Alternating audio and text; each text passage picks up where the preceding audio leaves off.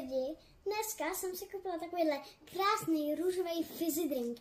Měl by být malinový, tak ho se mnou pojďte ochutnat. Mami, pomůžeš mi ho otevřít?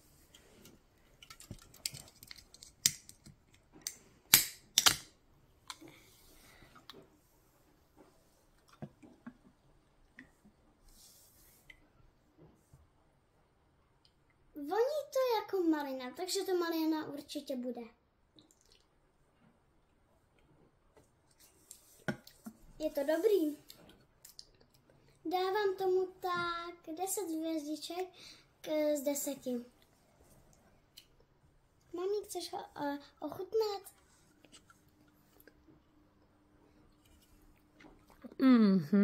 Výborný. Ahoj. Máma dává taky 10 z 10. Ahoj.